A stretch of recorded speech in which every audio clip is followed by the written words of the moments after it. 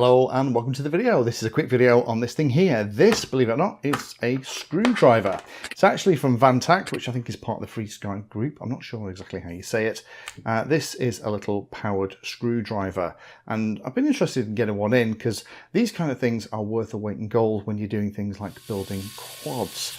Now, before I get into this, let me just show you the one that I've been using up till now. Now, this is my ES121, I think that's what it's called, from Squire.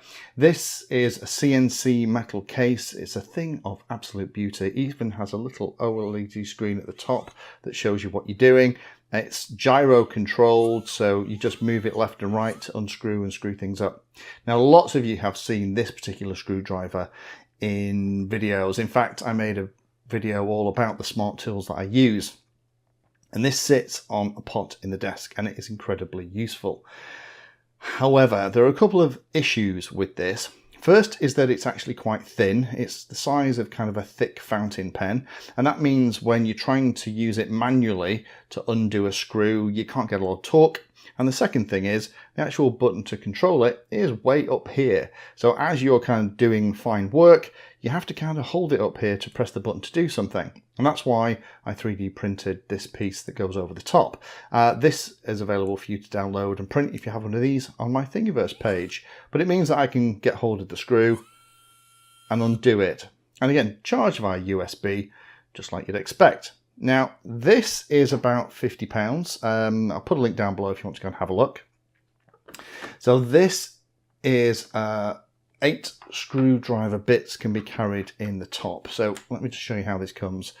So this is charged by a USB-C cable at the end. Takes a couple of hours to charge.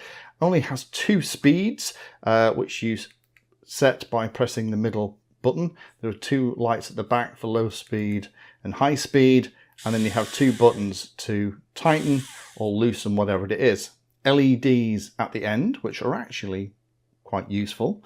And then you also have on the other end this little case here, which allows you to keep a number of bits actually with the driver if you don't want to lug the case about.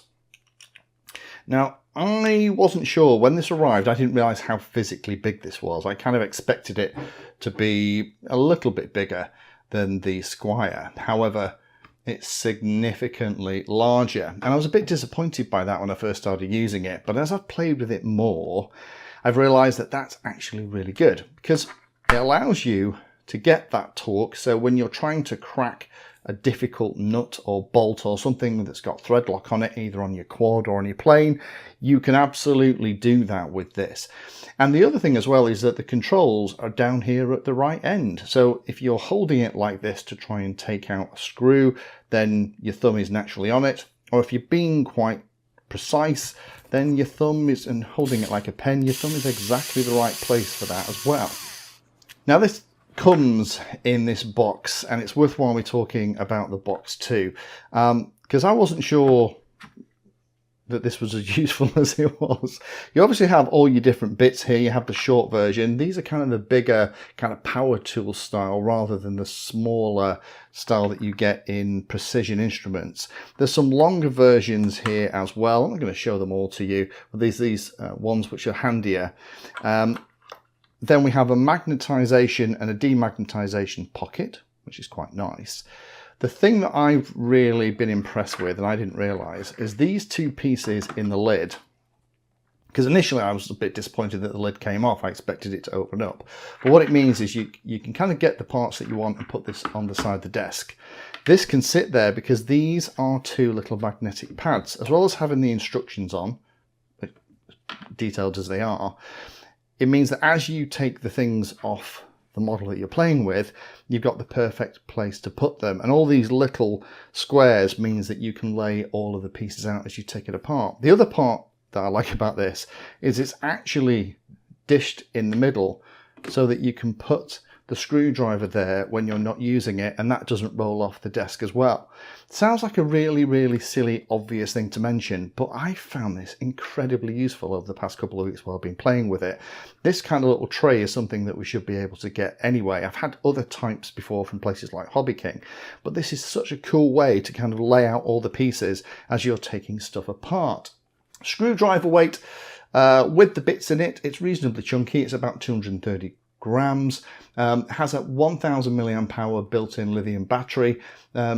Stall torque on this is about 1 Newton meter in electric mode and about 5 Newton meters in manual mode. And it seems to switch between the two quite nicely. The way that I like to use this is I will tend to kind of crack the screw so it's slightly open and then use, if I just put this on the low speed first. There we go. Then I'll kind of crack the screw on nut first and then kind of hold it and then let this take it out before popping it in.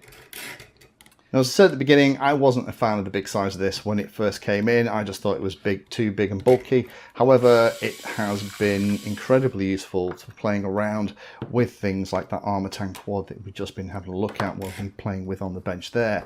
It does really give you an awful lot of grip if you want to kind of undo tricky bolts.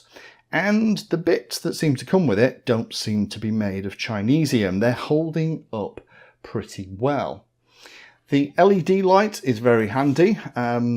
Not that I use it, my workbench tends to be pretty well lit. However, if you're trying to get into a position where it's slightly away from the light, this allows you to absolutely make sure that things like the tip of whatever it is you're trying to unscrew is actually engaged in the head properly and you're not about to strip everything about.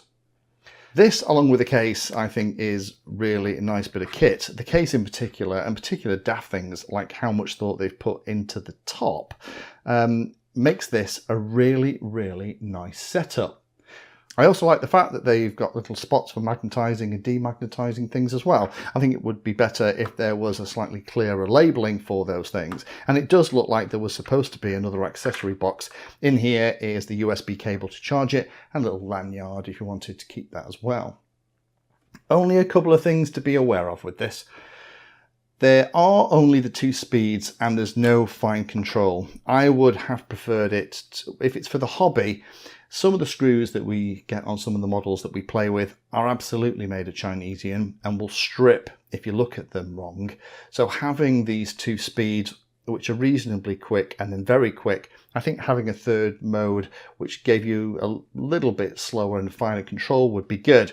I definitely recommend with this, when you're taking things in and out, use the electric part to get it almost snugged up and then just snug it up with your hand. Don't allow this to kind of ram the screw into place, because if it is made of Chinesium, you will strip the head. My 2mm bit that I'm using a lot here has been a problem for the first couple of days. It seemed to be slightly oversized, or maybe there was a burr on it, and it was grabbing hold quite nastily of even half-decent metal screws. However, now it's worn in a little bit, it seems a little bit better. That's the only issue that I've had with any of the ends that I've played with. It isn't great for working really tight spaces due to its size. There are some longer bits included in the kit, but they tend to be the bigger Phillips and flathead sizes. It would have been nice to have some kind of extension so that you could get in, maybe going from through a top plate of a quad into the bottom plate to maybe nip up a flight controller screw or something like that. That would be very handy, because you just can't do it with this being so physically big. It's obviously not as sexy as something like the ES series, where it's a little bit smaller, but you can definitely get more torque out of this and both nip up screws and bolts on models, but also get them moving as well. And it does use the larger size bits. I think there is an adapter here in the actual case, so you can use the smaller ones, but be aware of that. If you have kind of the precision stuff, this is using the larger bit sizes. So in summary, yeah, I'm pretty impressed with this. I would have preferred it to be slightly physically smaller. This isn't the kind of thing that you can walk around in your pocket unless you want everyone to wonder what you're playing at. Whereas this thing is almost like a large fountain pen. You kind of can get away with just sticking it in your pocket, and it just looks exactly like a kind of fountain pen, particularly with this little thing that I made for it.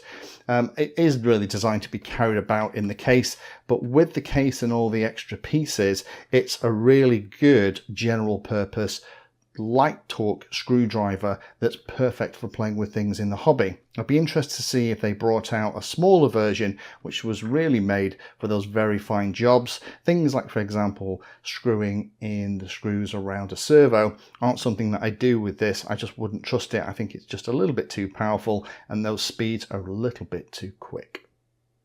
Thank you for spending your time today watching that video. You can find me in all the usual places on social media, and if you're trying to learn about a subject, then check out the playlist. All of my videos are organized into easy to follow playlists that, if you're trying to learn a topic, will take you from the basics right the way through to some pretty advanced stuff.